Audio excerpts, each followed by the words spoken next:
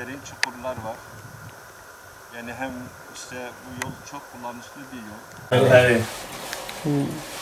Kudret göreve mahmuş kâme. Bugün tevda şu dünya limezi dünya aktif kesiye mahmuş kâme. Çeşme hatiya cari aşı cari hatta germa ve savadi piskiriye bunu da buna fihitkin bahsaba buknedi. أري والله ورجال كنت كيف من بحثك.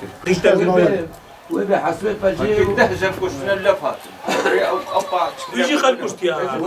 وإذا حسيت فجأة خارج. بيت الحلبة أزل من أزل. تبي هذا؟ بيت إتش جزيرة. هدي رابط. وا. دبلا رحمة دبلا. دبلا.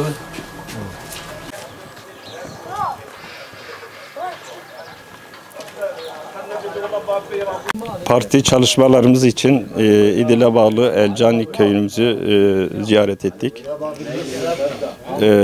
Ziyaret ettiğimizde yolda köyün çok bozuk olduğu, derin çukurların olduğu gördük. Zaten köyü ziyaret ederken köyün ileri gelenleri, köy sakinleri, işte öncelikle köy yolunun çok bozuk olduğu, İdil merkezine veya Cizre merkezine geldiklerinde yol 15 dakika mesafeyken maalesef yarım saatten fazla bunların zamanını alıyor. Bir hasta, ağır bir hasta olduğu zaman sağlıkçıların zaman mesafeyle yarıştıkları için köye gidiş geliş yarım saatken bir saatten fazla zamanları gidiyor. Ayrıca bu yol Yalas köyüne de gidiyor. Yalas köyü de bu aynı yoldan gidip geliyor.